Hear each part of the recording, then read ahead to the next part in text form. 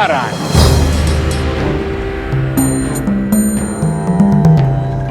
प्रणाम देव ऋषि। आंसू पूछो देवामित। अश्रु भविष्य और लक्ष्य दोनों को धूमिल कर देता है। रोते ही रहोगे तो आगे कैसे बढ़ोगे? तो वो क्या है, कभी कभी सत्य समक्ष होता है, किंतु हम अपने भावों के भंवर में, दुख और कष्ट में उसे देख ही नहीं पाते। अपनी दृष्टि स्पष्ट करो और देखो, अवसर समक्ष है। बढ़ जाओ प्रतिशोध के मार्ग पर आगे। सहायता की मनसा से आए हो तो पहेलियां मत बुझाओ। यदि मुझ में आपकी बात का सार समझने जितनी बुद्धि होती तो मैं इस क्षेत्र नहीं, संपूर्ण संसार का महाराज होता।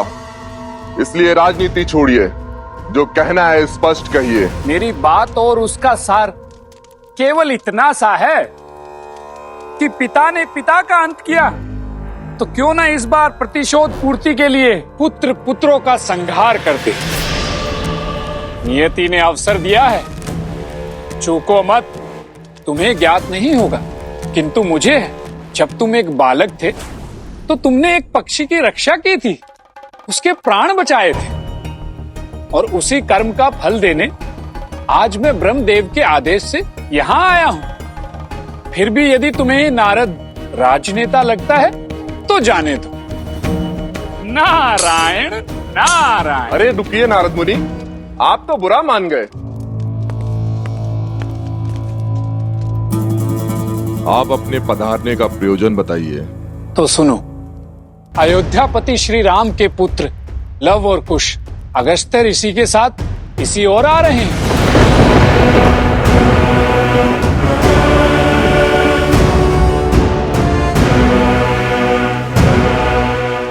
धन्यवाद ऋषिवर, आपने मुझे दिशा दिखाकर मेरे प्रतिशोध का मार्ग प्रशस्त कर दिया। नारायण नारायण।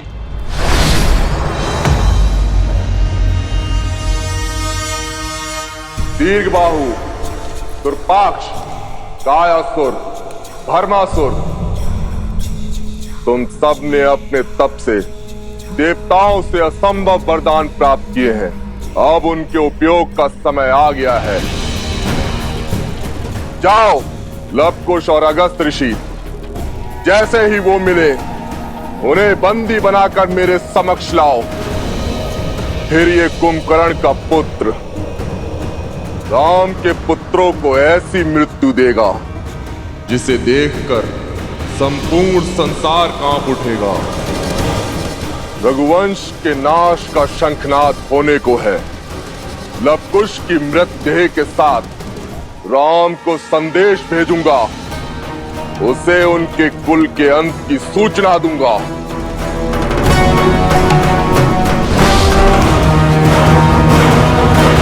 ऋषि कंबोधर, माता के सम्मान और श्रद्धालुओं की सुविधा के लिए मैं यही माता हिंगलाज का मंदिर बनाना चाहता हूं। जगत कल्याण के लिए अति उत्तम विचार है रघुवर। आपके इस कर्म से युगों युगों तक माता हिंगलाज की कृपा आपके कुल और प्रजा पर सदैव बनी रहेगी।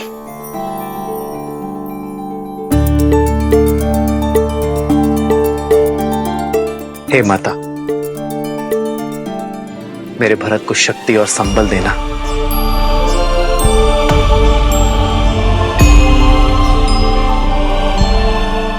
यदि शक्तिशाली होने का अर्थ शक्तिहीन का जीवन दुर्बल बनाना है, उन्हें कष्ट पहुंचाना है, तो स्मरण रहे, इस अथाह संसार में तुम्हारी शक्ति की भी काट है। तुमसे भी शक्तिशाली जीव इस संसार में उपस्थित है। इसीलिए बल का दंभ छोड़ो और प्राणी मात्र का दुख समझने का प्रयास करो। धर्मात्मा होने के नाते मैं तुम्हें राम नाम लेने का अंतिम अवसर देता हूं। मूर्ख हो तुम, मूर्ख। तुम्हारी ये बातें तुम्हारी निर्बलता की सूचक हैं, तुम्हारे भय का प्रतीक हैं, तुम्हारे भय का प्रमाण है।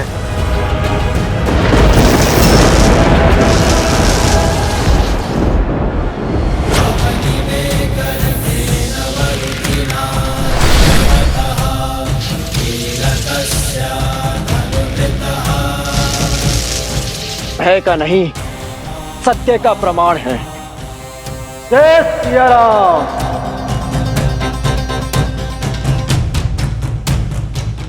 बोलो हिंगलाज देवी की, बोलो हिंगलाज देवी की।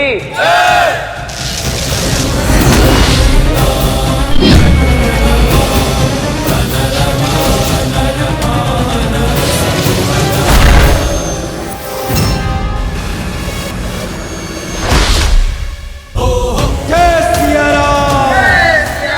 जय सिया राम। नारायण नारायण। नारद जी आप यहाँ? आप इतने अचंभित क्यों हो गए हनुमान? एक भक्त दूसरे भक्त से मिलने नहीं आ सकता? अवश्य अवश्य। ये तो मेरा सौभाग्य है कि आप मुझसे मिलने पधारे। परंतु नारद जी, आप बिना उद्देश्य के कहाँ किसी से मिलने आते हैं?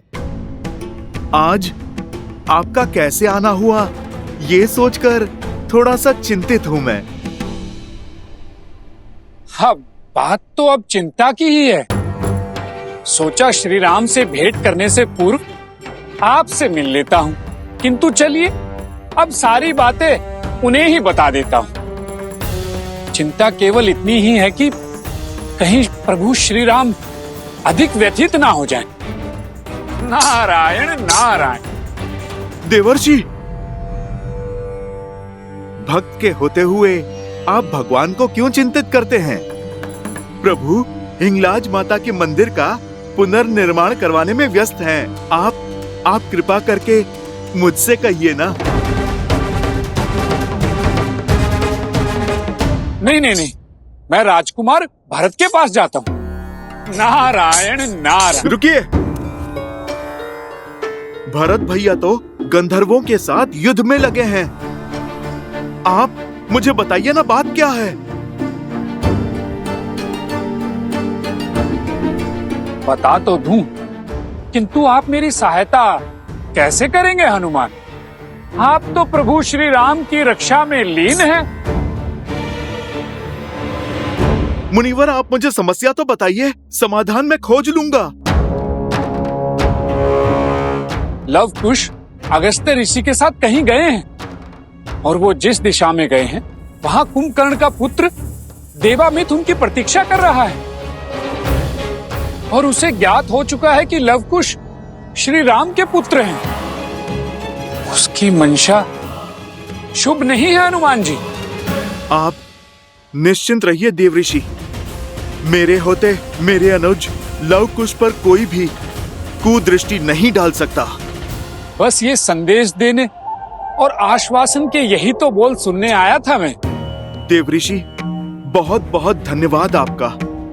ये केवल राम काज ही नहीं, ये तो मेरे प्रभु श्री राम पर होने वाला प्रहार है, क्योंकि लव कुश की हानि प्रभु की हानि है, रघुकुल की हानि है। देवऋषि, अब ये समस्या मेरी है। नारायण नारायण।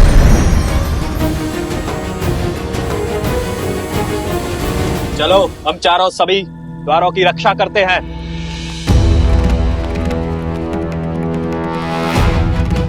द्वार खोलो बंधु, हम ऋषि यहाँ पर पूजा के लिए आए हैं। हमें यहीं से हर ओर दृष्टि रखनी चाहिए। आसमान से सब स्पष्ट दिखाई देगा। राम के पुत्र हैं, इतने मूर्ख नहीं हैं जो सीधा द्वार से आएंगे।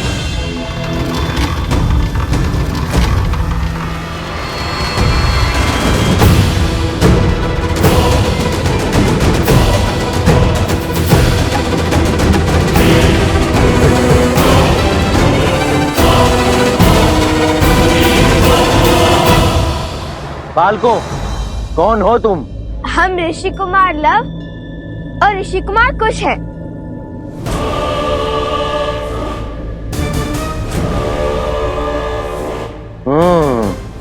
लव, कुश, यही तो हैं वो दोनों। घेर लो इन्हें, सभी द्वार बंद करो, भागने ना पाए। ये क्या हुआ? भैया, कहीं मैंने ऋषि कुमार के स्थान पर राजकुमार तो नहीं बोल दिया? नहीं। तो फिर यहाँ पे बंदी क्यों बना रहे हैं?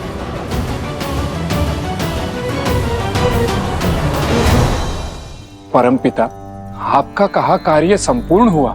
एक और कुंभकर्ण के पुत्र को लवकुश का भेद बता दिया और दूसरी ओर हनुमान को भी उन पर आए संकट के विषय में सूचित कर दिया।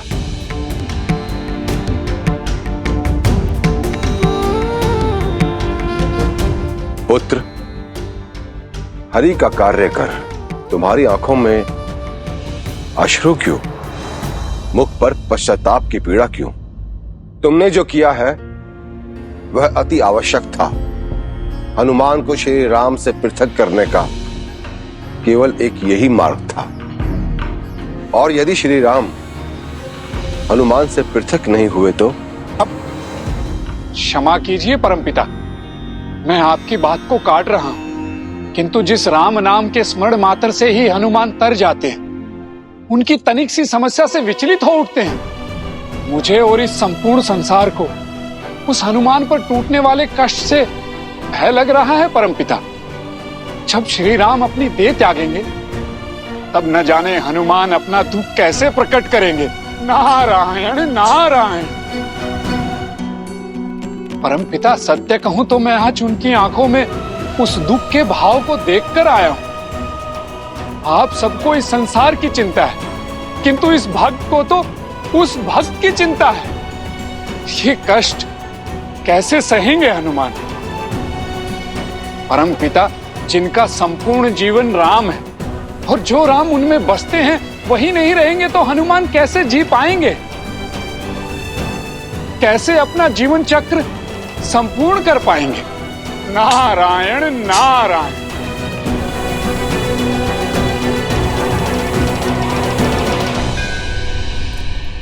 माता हिंगलाज देवी की, माता हिंगलाज देवी की। चलो, उचित ही हुआ। अब तुम्हारे अंत का शुभारंभ करते हैं।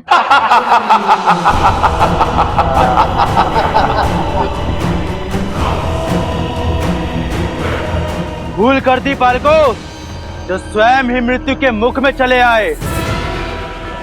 हमारे महाराज देवामित कुंभकर्ण के पुत्र वर्षों से प्रतिशोध की अग्नि में जल रहे हैं। इतने छोटे से कार्य के लिए महाराज को क्यों कष्ट देना? इनका अंत यहीं कर देते हैं और इनके शरीर को उपहार के रूप में महाराज को देते हैं।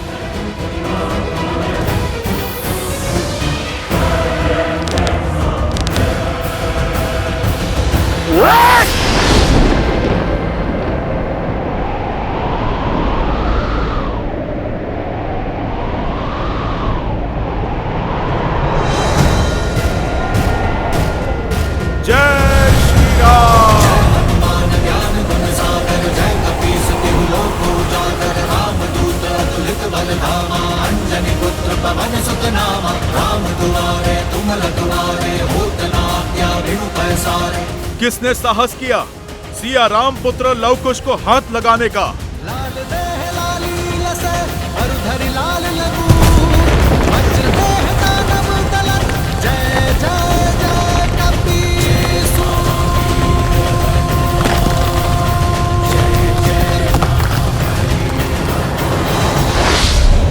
प्रणाम ब्रह्मदेव। प्रणाम देव ऋषि।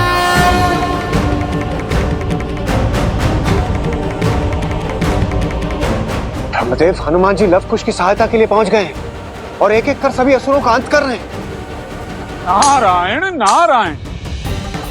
अर्थात अधर्म के विध्वंस का आरंभ हो भी चुका है। बस हनुमान जी के लौटने से पूर्व श्री राम अयोध्या पहुंच जाए, अन्यथा परमपिता की योजना और मेरा प्रयास दोनों ही विफल हो जाएंगे।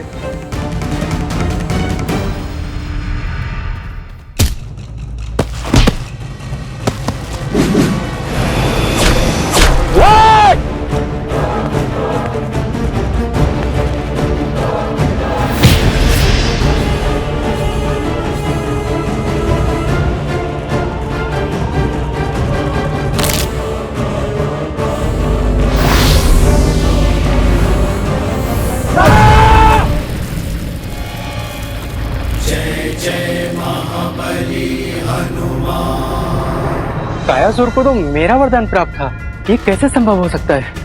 जहाँ राम भक्त हनुमान, वहाँ सब संभव है सूर्यदेव।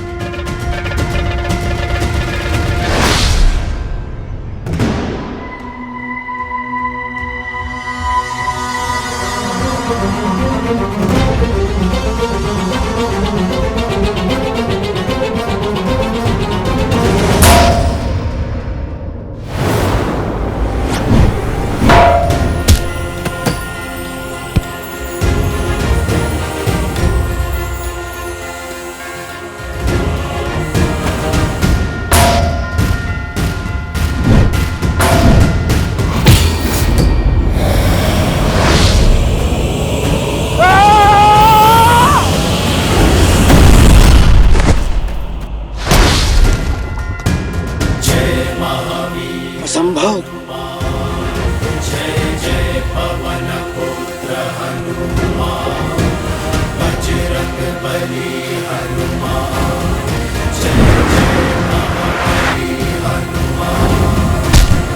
दुर्गम काज जगत के जेते, सुगम अनुग्रह तुम्हारे नेते। और मनोरथ जो कोई लावे, सोई अमित जीवन फल पावे। चला नित्य जीव अतुलित जो था, बंधु निधन सुनी उपजा क्रोधा। कपि देखा दारुण भट रावा, नटखटाई कर झाड़ू धावा। तो दुर्भाग्य को तो मेरे वरदान की ढाल प्राप्त है। नारायण नारायण।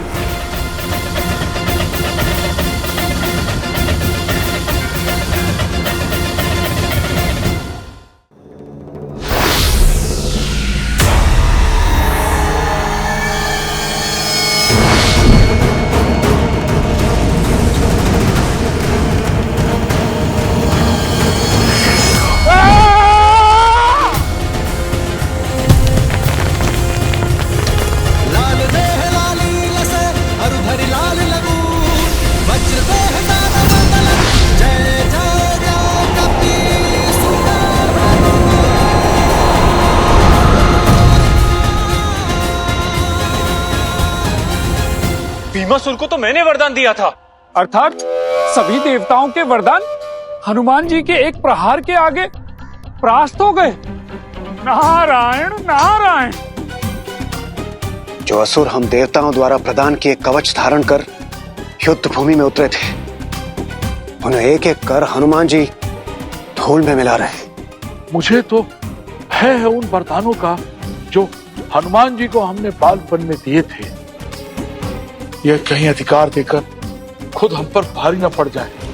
जिन तीनों लोगों के संचालन का उत्तरदायित्व हम देवताओं पर है, आज वो तीनों लोग हनुमान जी की मुट्ठी में है। वो स्वयं रुद्र का स्वरूप है। हम चाहकर भी उनका कुछ नहीं बिगाड़ सकते। शांत हो जाइए आप सब, धैर्य रखिए। और ये आस भी कि हनुमान अपने बल का प्रयोग करते रहें, बुद्धि का नहीं। क्योंकि यदि उनकी बुद्धि चली कि उन्हें हमारी छल का आभास हो जाएगा, अर्थात ज्ञात हो जाएगा कि हमने ही उन्हें श्री राम से पृथक करने का प्रयास किया है। यदि ऐसा हुआ तो नारायण नारायण।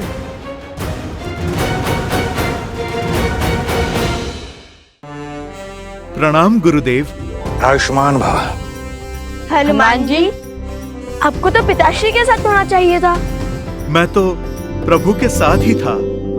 वो तो देव ऋषि नारद ने मुझे आकर बताया कि आप दोनों संकट में हैं। बस मैं आप दोनों को बचाने मेरे प्रभु से दूर चला आया। यदि मैं प्रभु से पूछता तो प्रभु भी मुझे यही आज्ञा देते। प्रभु तो हिंगलाज माता के मंदिर की स्थापना करके अयोध्या के लिए प्रस्थान कर चुके होंगे। मैं मार्ग में ही प्रभु के साथ हो लूंगा। चलिए, उचित ही हुआ जो आप यहाँ आ गए। आपसे भेंट भी हो गई हमारी।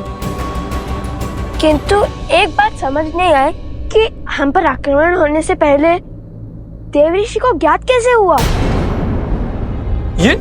ये श्री राम का पुत्र है ना कुश। ये बड़ा ही अबोध है, किंतु इसकी बुद्धि बड़ी तीव्र है। ये मुझे फंसाकर ही मानेगा। नारायण नारायण।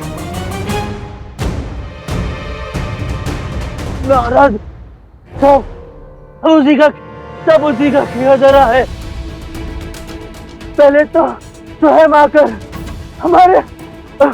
हमारे महाराज को इन दोनों का सत्य बताया, किंतु ये नहीं बताया कि हनुमान भी उनके साथ है। ये हमें घेर कर मारने का षड्यंत्र था उस नारद का।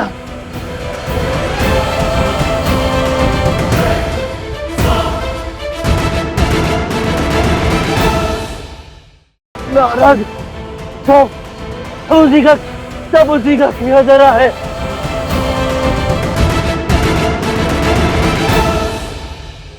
मैं तो हर ओर से फंस गया। अब क्या होगा नारद? नारायण नारायण। हे परमपिता, आप ही कुछ कर सकते हैं। रक्षा कीजिए, रक्षा कीजिए माता।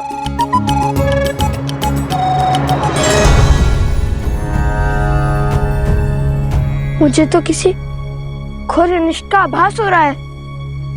नहीं नहीं, ये कदाचित अपनी अंतिम श्वास में यूं ही कुछ बड़बड़ा गया। मृत्यु यदि समीप हो तो अधर्मी ऐसी ही बातें करते हैं। क्या आपको मेरी सेवा की आवश्यकता है?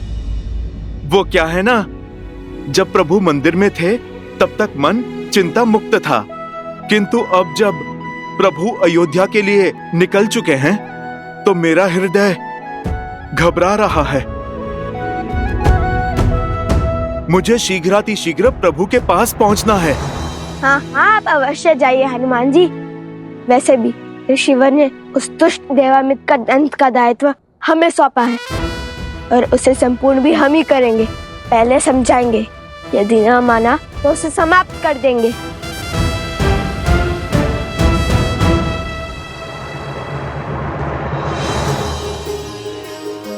अवश्य, मैं चलता हूं।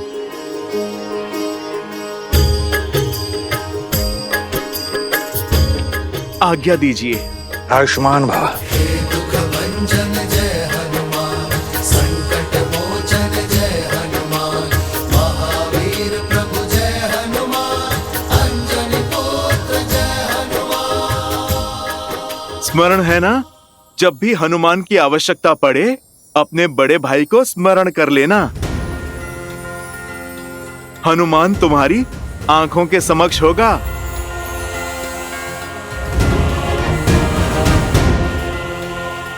जय श्री राम।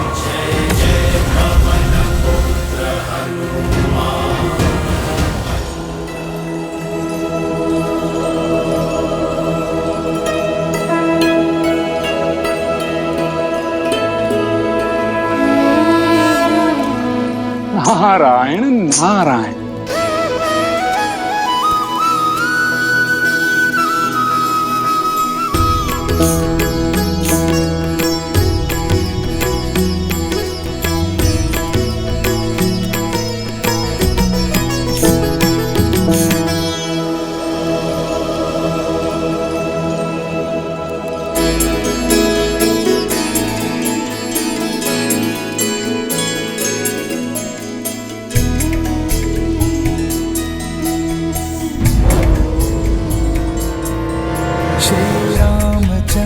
कृपालु भजु मन हरण भव भय दारुणम, नव कंज लोचन कंज मुख कर कंज पद कंजारुणम, कंदर्प अगणित अमित छवि नव नील नीरज सुंदरम, पट पीत मानहु तड़ित रुचि सुचि नौमि जनक सुतावरम।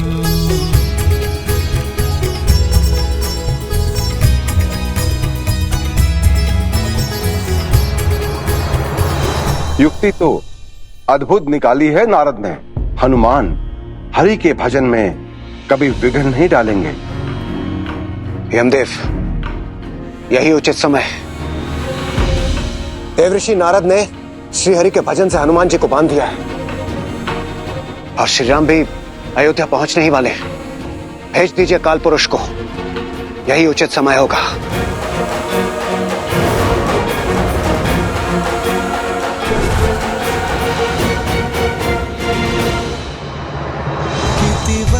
कवि तुलसीदास शंकर शेष मुनि मन रंजनम मम हृदय कुंज निवास कुरु कामादि खल दल गंजनम। एक भक्त ने दूसरे भक्त को रोकने के लिए भगवान का ही सहारा लिया है। अद्भुत चतुराई है आप में देवर्षि नारद। अब क्या करोगे मेरे हनुमान?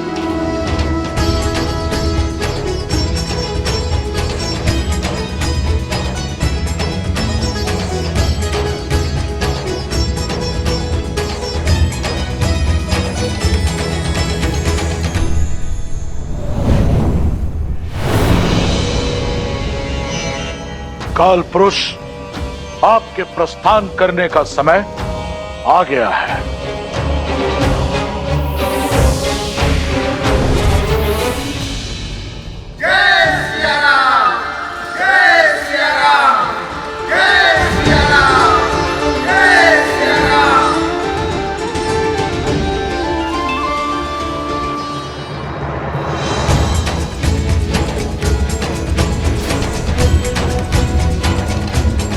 प्रभु, प्रभु अयोध्या पहुंच गए?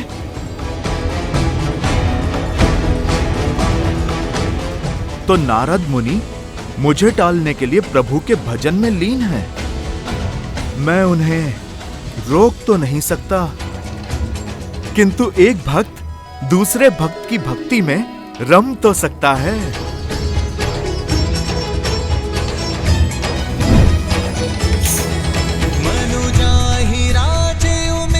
अच्छा, तो इन्हें लगता है मुझसे अधिक स्तुति कर पाएंगे ये। नारद किसी के रोके नहीं रुकता। नारायण नारायण।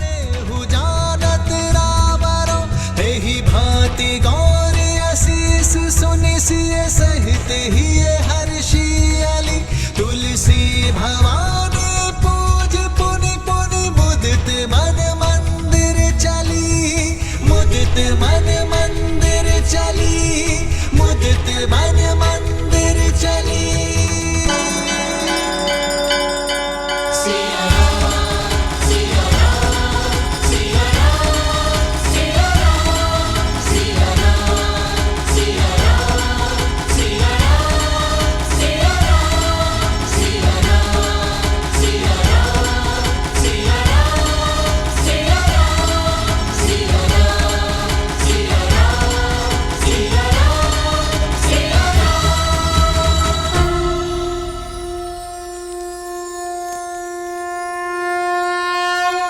लीजिए, बुद्धि के धनी हनुमान ने इस संकट का हल खोज ही लिया है।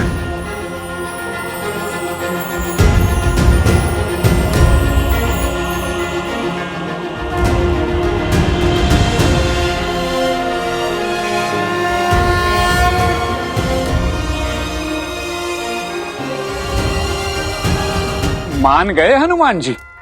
प्रभु के परम भक्त तो केवल आप ही हैं। मुनिवर, ये तो आपकी कृपा है, किंतु आज ये भक्त इस भक्त के प्रश्नों से बचने का प्रयास कर रहा है। नारायण नारायण। आपकी राजनीति मेरी समझ से तो परे है।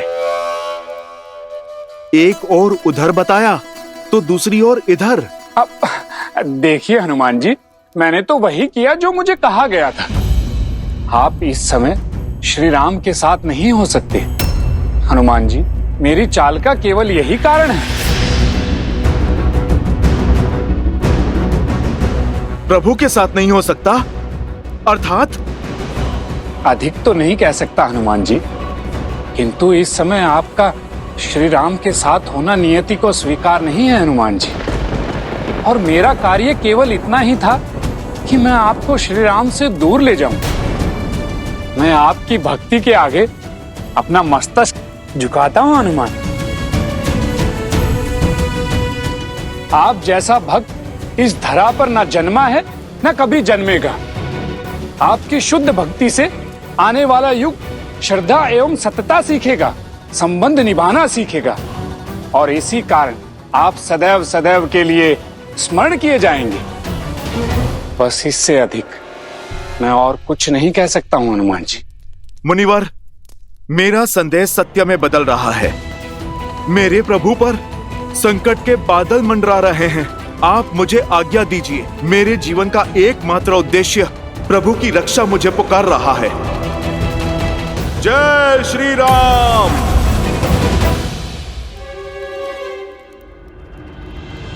प्रभु,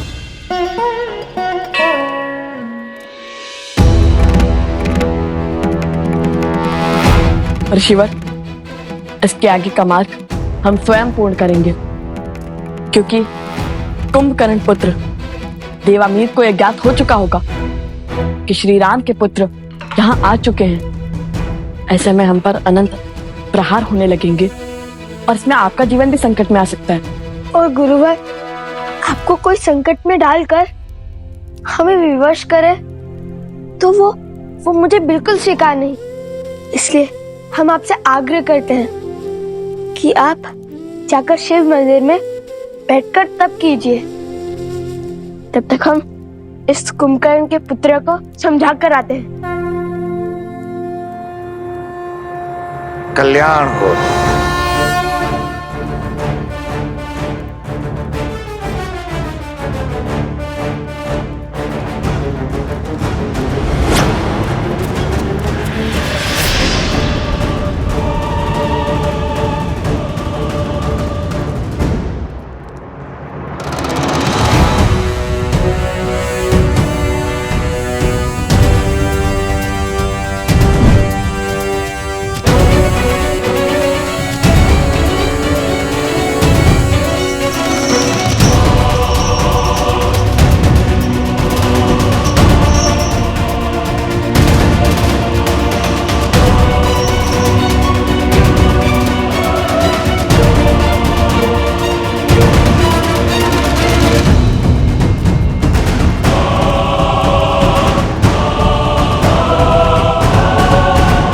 चिंता की कोई बात नहीं है माँ।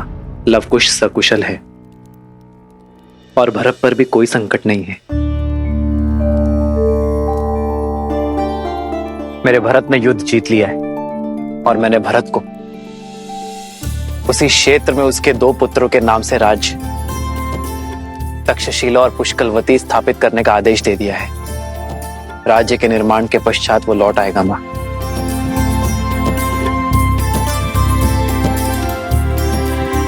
अब जैसे मेरे चित्त को शांति मिल गई है मां। ऐसा आभास होता है जैसे धर्म स्थापना के सभी कार्य संपूर्ण हो गए।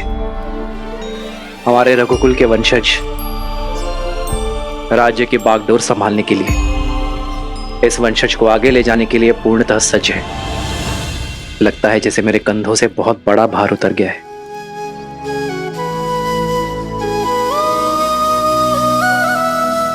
श्री राम श्री राम श्री राम श्री राम।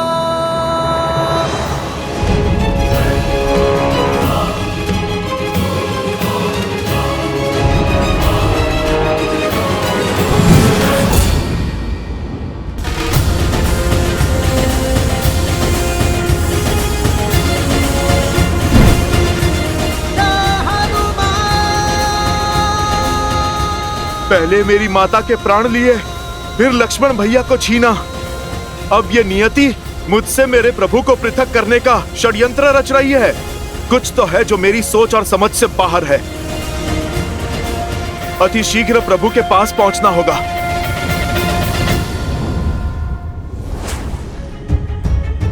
प्रणाम ब्रह्मदेव। काल पुरुष को रिक्त हाथों लौटना पड़ा क्योंकि हनुमान अयोध्या की ओर अग्रसर हैं। हनुमान के होते श्री राम अपना देह कैसे त्यागेंगे? समाधान समस्या में ही छिपा है इंद्रदेव। हनुमान किसी की नहीं सुनेंगे सिवाय श्री राम के। तो अब क्या किया जाए ब्रह्मदेव?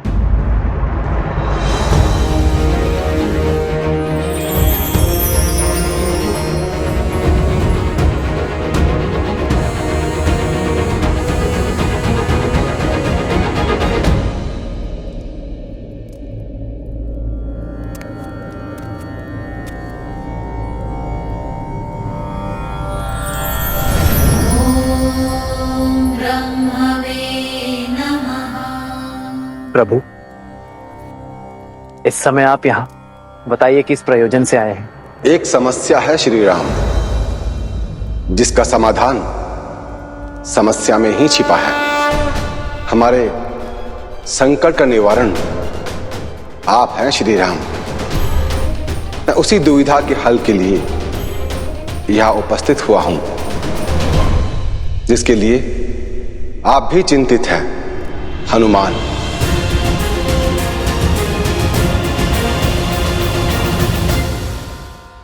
ये उन्हीं के आने का संकेत है जिनके प्राण आप में बसते हैं, किंतु आपके प्राण तो केवल धर्म में बसते हैं। जिस धर्म के पथ पर चलकर आपने अपने ही अनुज लक्ष्मण को मृत्यु को पाने की आज्ञा दे दी, जिस धर्म की ज्योत को प्रज्वलित रखने के लिए देवी सीता ने अपने प्राण त्याग दिए, उसी धर्म को आगे बढ़ाने के लिए, जीवन चक्र को आगे बढ़ाने के लिए, नए युग के आगमन के लिए, त्रेता के अंत और द्वापर युग के शुभारंभ के लिए आपको जाना होगा प्रभु, ताकि आपका अगला अवतार इस धरा को तृप्त करे और संसार को नई सीख दे।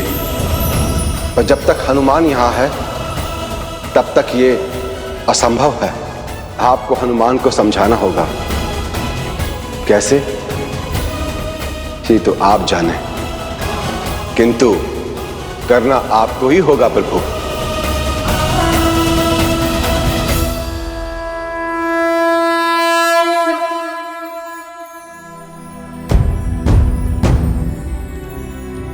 हनुमान। प्रभु,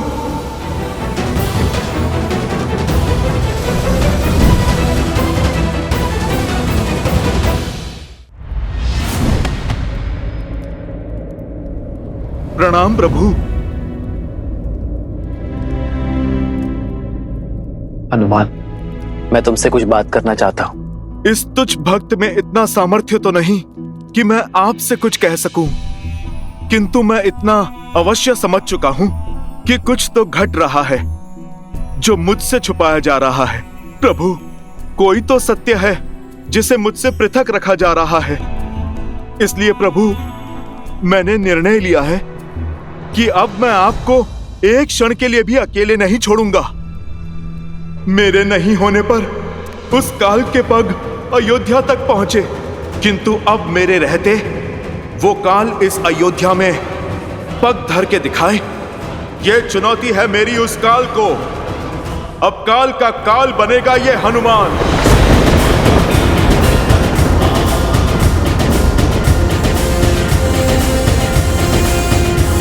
मुझे मेरे प्रभु से कोई भी पृथक नहीं कर पाएगा, कोई भी नहीं प्रभु। राम दुआरे तुम रखवारे, होते मात्या में पैसारे, आपन तेज समारो आपे, दीन लोक राखते कापे।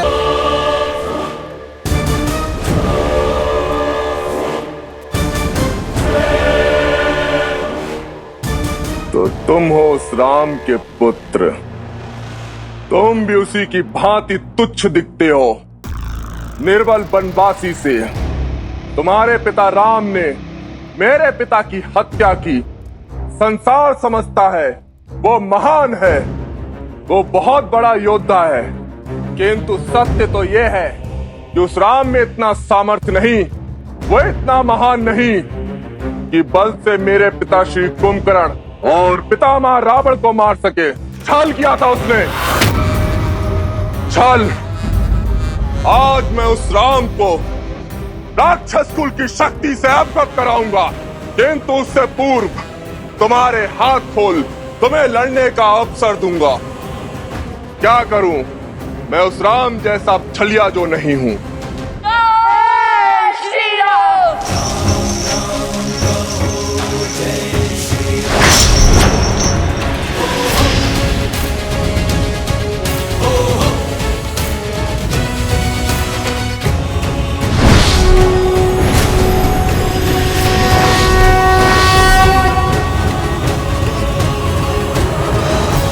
बंदी बना लो इन्हें।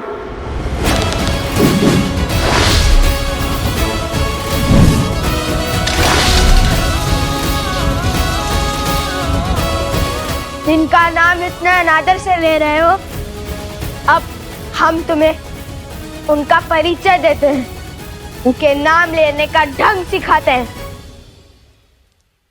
रघुकुल शिरोमणि, कौशल नरेश, अयोध्यापति, दशरथ नंदन श्री राम।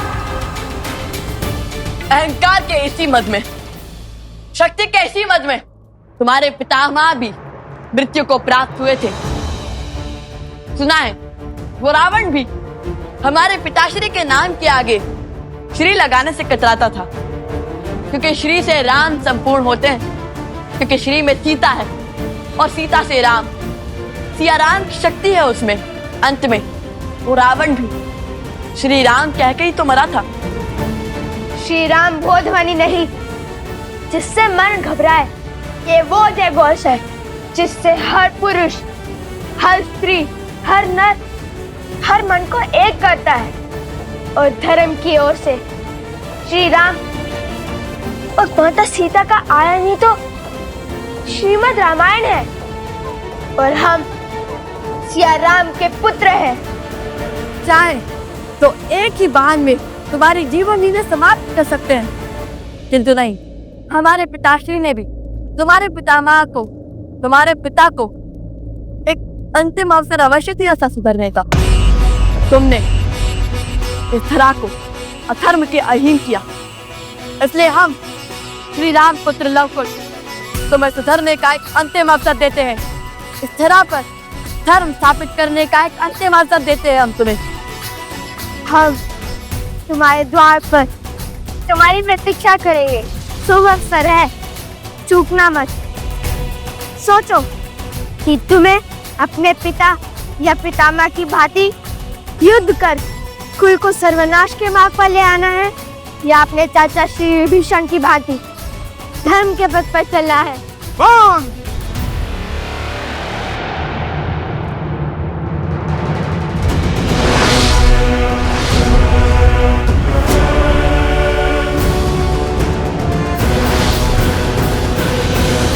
निर्बल था, विश्वासघाती था वो विभीषण, जो शत्रु के आगे नतमस्तक हो गया।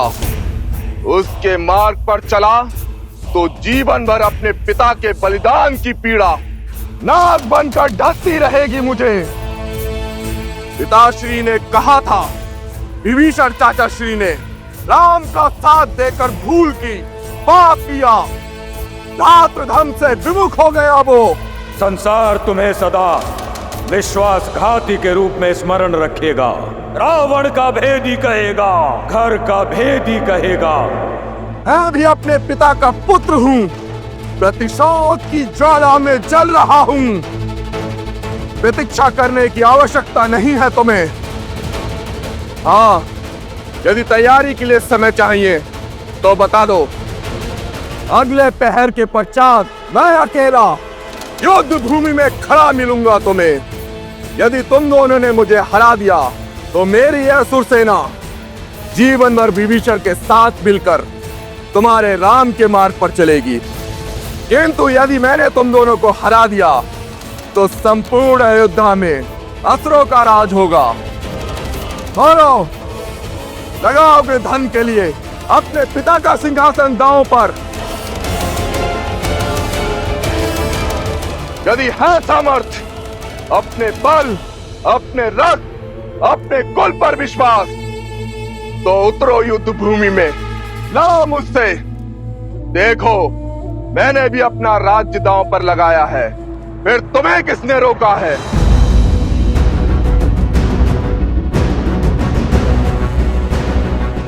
धर्म ना कभी हारता है और ना ही कभी किसी से भयभीत होता है।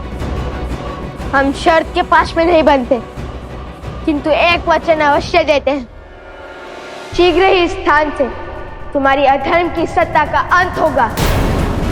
यहाँ धर्म का संचालन होगा। जय सिया राम।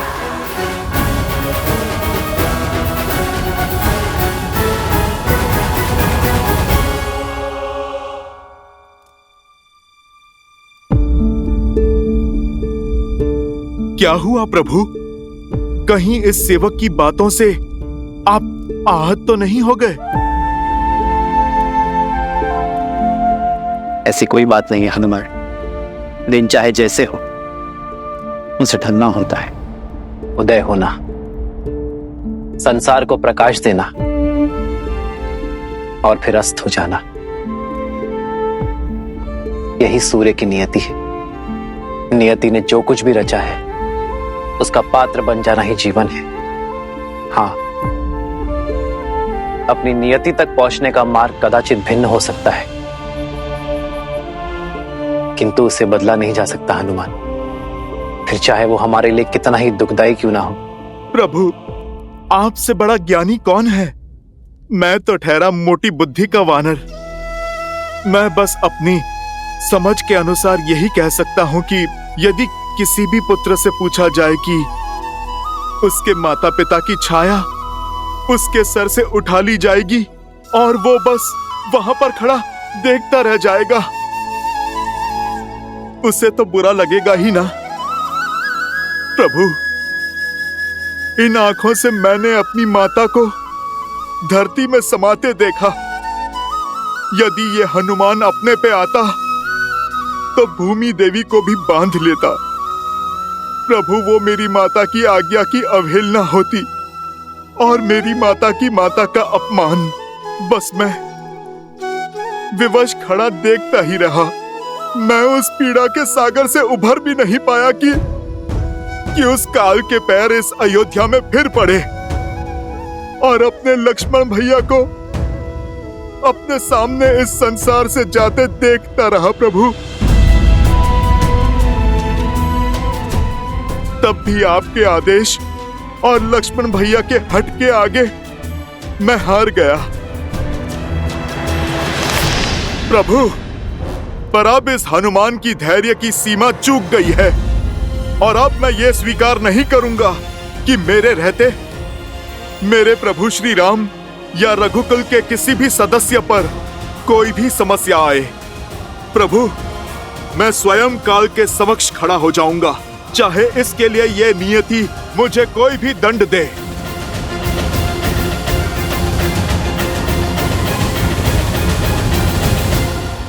और प्रभु, आपको सौगंध है अपने इस दास की, इस बार आप मुझे नहीं रोकेंगे और ना ही किसी भी बंधन में डालेंगे। प्रभु, यदि मैंने आपकी भक्ति पूर्ण तन मन और आत्मा से की है तो मेरे प्रभु श्री राम मेरे इस कार्य के बीच में नहीं आएंगे। प्रभु, आपको मेरी सौगंध है।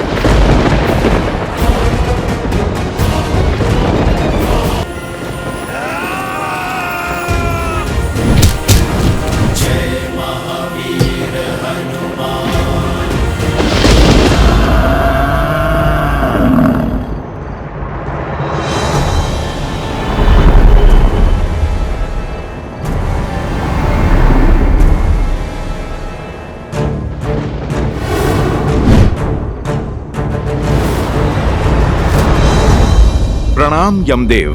प्रणाम करने वाले को आशीर्वाद देने की रीत है, किंतु मैं आपको क्या आशीर्वाद दूं हनुमान?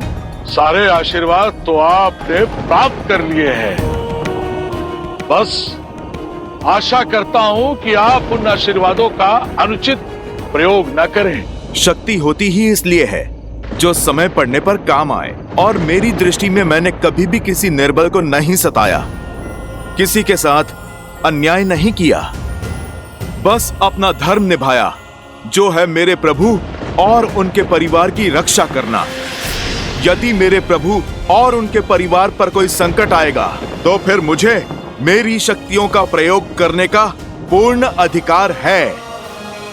यदि मेरी भक्ति आपको अपराध लगी है तो वो भी स्वीकार है मुझे।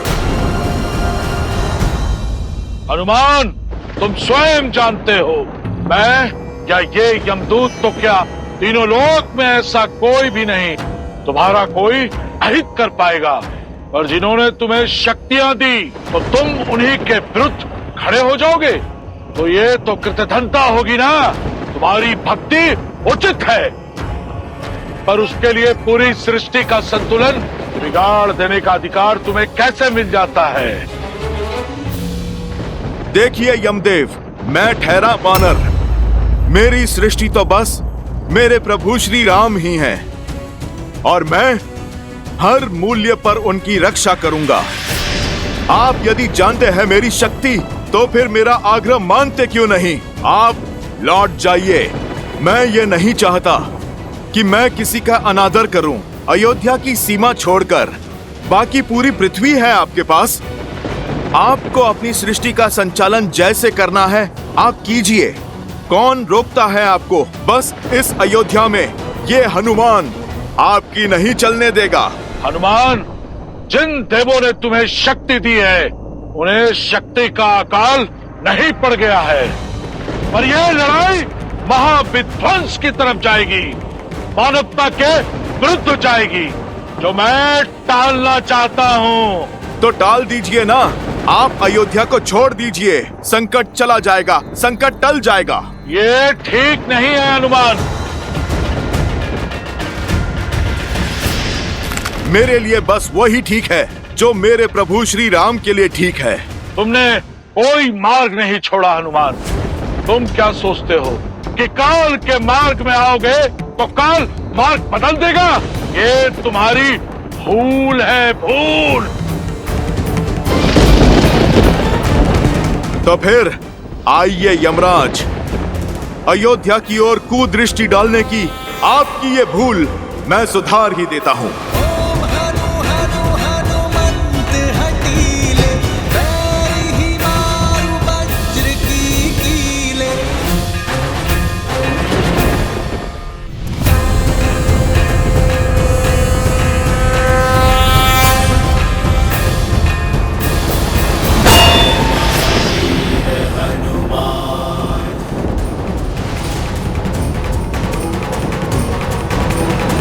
यमदेव, मेरे समक्ष प्रस्तुत हो तुरंत। ये मेरा ब्रह्मा का आदेश है। पहले यमदूत, फिर साक्षात यम का आगमन। अर्थात मेरा संदेह उचित था। इस पृथ्वी पर जो कुछ भी घटता दिख रहा है, उससे अलग ही कोई योजना बना रही है नियति, जिसके विषय में मेरे भोले भाले प्रभु को भान नहीं। पर इस हनुमान के रहते कोई भी अनिष्ट नहीं होगा। जय श्री राम।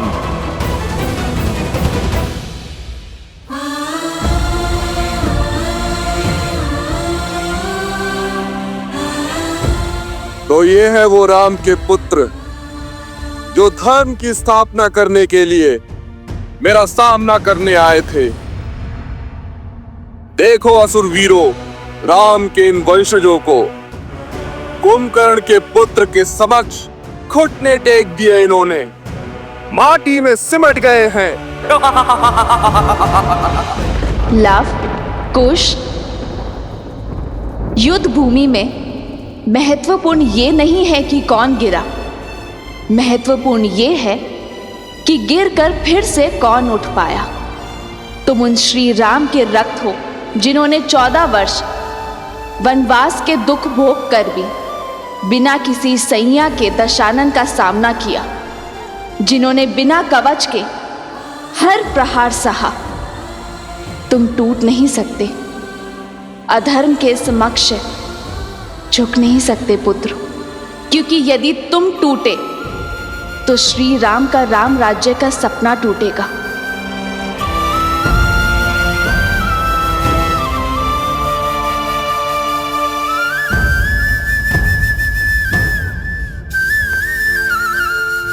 तुम झुके तो रघुकुल का सम्मान और तुम्हारी माता का अभिमान झुकेगा। जो इतने लोग श्री सिया राम में विश्वास करते हैं, उनका विश्वास टूट जाएगा। उठो पुत्रों। तुम दोनों केवल रघुवंश के अंश नहीं हो, धर्म के पथिक भी हो। और ये यात्रा केवल भ्रमण नहीं, यह अध्ययन है, संसार का भी और स्वयं का भी। क्योंकि जो स्वयं पर विजय पा लेता है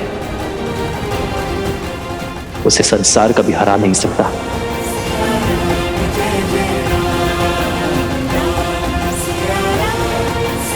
माता, माता,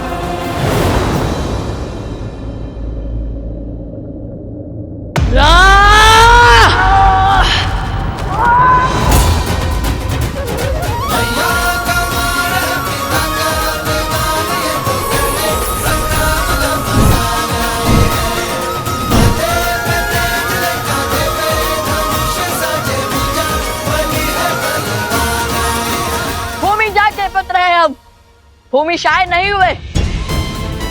अपनी माता का आशीष ले रहे थे हम। आओ तो मैं भूमिजा के पुत्रों की शक्ति दिखाए।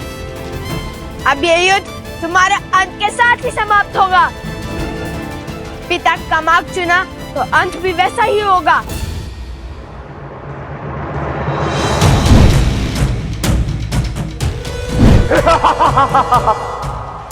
जय श्री राम, जय श्री राम।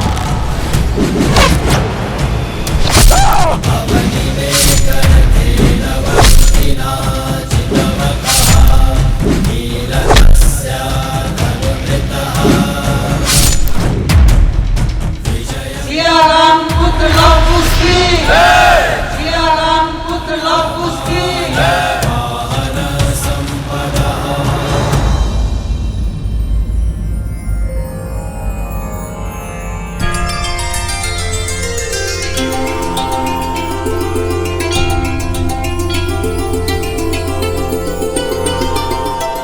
तुम्हारा मार्ग और तुम्हारी सोच अवश्य अनुचित है, किंतु तुमने अपना पुत्र धर्म निभाया है, इसलिए तुम इस प्रणाम के पात्र हो। हम देवताओं से आपकी मुक्ति की प्रार्थना करते हैं, बुरे से बुरे व्यक्ति में भी। यदि अपने माता पिता के लिए आदर का ये भाव रहे तो हम उस भावना को नमन करते हैं। आशा है कि तुम समझ गए होंगे कि प्रतिशोध की अग्नि स्वयं को ही स्वाहा कर देती है। समझ गया, और ये भी समझ गया कि कितना अभागा था मैं जो रघुवंश की महानता नहीं समझ सका। आज समझ आया कि पिता का मान उसके बुरे कर्मों का अनुसरण करके नहीं, शुभ मार्ग पर चलकर और उन्हें भी शुभ मार्ग पर लाकर होता है। संतान हो तो लव कुश जैसी। राम नाम सत्य है। भज मन राम नाम सुखदाई। सिया राम पुत्र लव कुश की जय। आर्यवर्त का भ्रमण तो संपूर्ण हो ही गया है कुछ। अब बस शीघ्र ही पिताश्री से भेंट करने की इच्छा है भैया। हनुमान से लड़कर कोई लाभ नहीं, इससे केवल समय ही व्यर्थ होगा। तो मार्ग क्या है परमपिता? महादेव अब केवल वही हैं जो हम सबको मार्ग दिखा सकते हैं। रामदेव, हम गए थे महादेव के पास, किंतु उन्होंने सारी बात श्री राम पर डाल दी। अब श्री राम तो आपके प्रिय हनुमान जी की सौगंध से बंधे हैं। इसीलिए हमें अब महादेव के पास ही जाना होगा।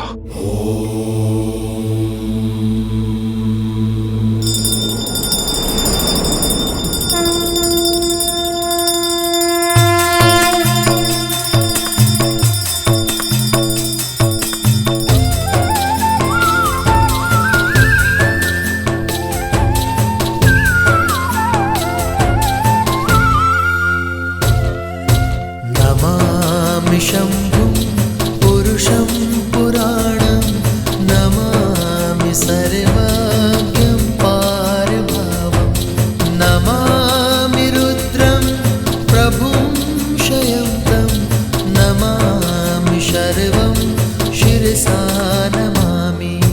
नमामि शंभुं पुरुषं पुराणं, नमामि सर्वज्ञं पारभावं। ओम नमः शिवाय। हर हर महादेव।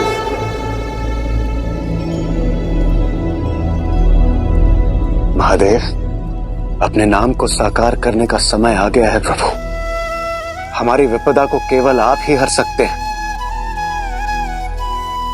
एक युग का परिवर्तन होने को है और हनुमान बाधा बनकर खड़े हैं। श्री राम की लीला के समाप्त होने का समय हो गया है, किंतु ऐसा हो नहीं रहा,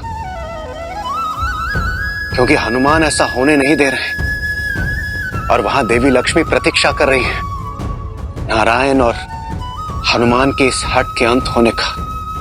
और हनुमान जी वो है कि अपनी हट से हटने को तैयार ही नहीं है। वो आप ही के अंश हैं।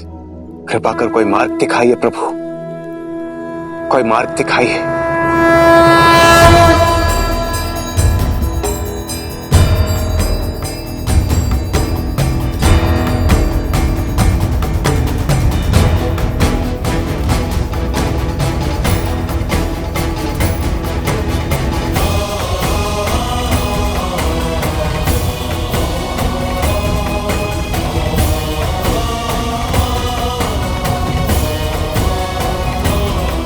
आदर्श और मर्यादा की है ये कथा महापावनम। काटे मद श्री से मिला दे श्रीमद रामायणम।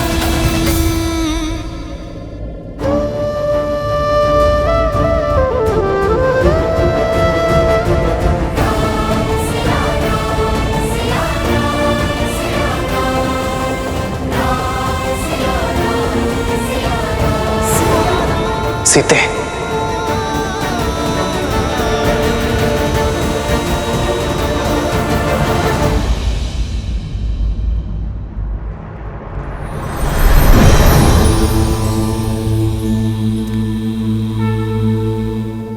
प्रणाम आराध्य।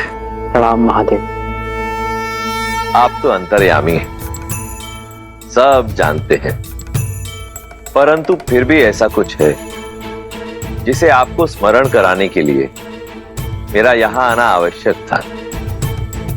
शेष की शैया सज्ज है, देवी लक्ष्मी भी प्रतीक्षा में है, परंतु केवल वही नहीं है जो नारायण की प्रतीक्षा कर रही है। एक नया युग आंखें फैलाए आपकी प्रतीक्षा कर रहा है। कई नए वचन, कई सीख, कई नए कालक्रम नारायण की अगली लीला की प्रतीक्षा में है। हे नारायण, ये ब्रह्मांड आपकी अगली लीला देखने के लिए सज्ज है, परंतु ऐसा हो नहीं पा रहा। मैं जानता हूं आप स्वयं हनुमान की प्रतिज्ञा से बद्ध हैं, परंतु कोई ना कोई मार्ग तो ढूंढना ही होगा ना, जिससे हनुमान की प्रतिज्ञा भी ना टूटे और सृष्टि का चक्र भी ना रुके। ये तो सर्वविदित है कि बल, छल, बुद्धि, युक्ति और ज्ञान विज्ञान से हनुमान को हरा पाना असंभव है। हनुमान यदि हारेंगे तो अपने श्री राम से। मैं आपका संकेत समझ रहा हूं आराध्य। एक नई कहानी, एक नया युग, एक नया अवतार लेने का समय आ गया है। किंतु समस्या ये है कि इस बार बाधा कोई असुर या असुरी शक्ति नहीं, बाधा एक भक्त है। बाधा कोई छल या पाप नहीं, एक भक्त का असीम प्रेम है। महादेव, इस संसार में युगों युगों तक जब भी एक सच्चे भक्त का नाम लिया जाएगा, तब सर्वप्रथम हनुमान का नाम लिया जाएगा। जिस जिसके मन में मेरा नाम बसेगा, मेरा हनुमान उसकी रक्षा करने के लिए सच होगा। और जब जब राम का नाम लिया जाएगा, हनुमान का नाम स्वयं उसके साथ जुड़ जाएगा। राम नाम की 108 माला पूर्ण करने का पुण्य एक भक्त को केवल हनुमान का नाम लेके ही मिल जाएगा। किंतु समय आ गया है महादेव कि एक भक्त ये जाने कि भक्ति शरीर की नहीं, भाव की होती है। शरीर के मोह और बंधन से मुक्त होकर ही भक्ति का वास्तविक सोपान चढ़ा जाता है और वही उसका उचित मार्ग है। आप निश्चिंत हो जाइए महादेव, हनुमान की बाधा शीघ्र ही दूर हो जाएगी।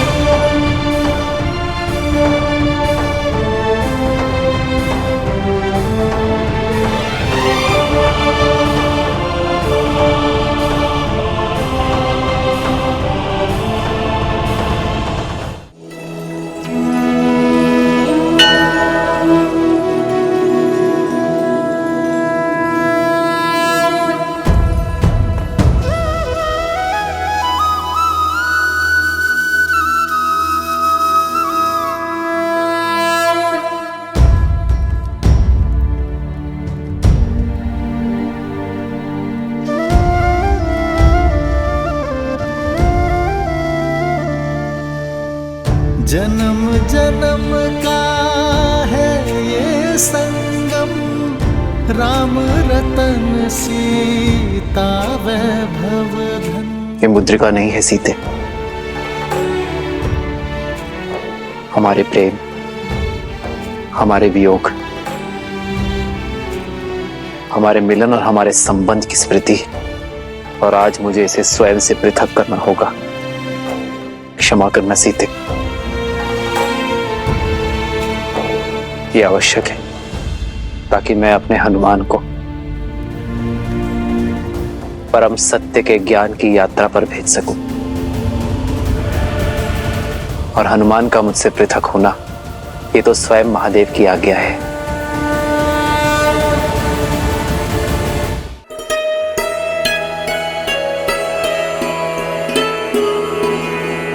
हनुमान। प्रभु, मैं अभी प्रस्तुत हुआ।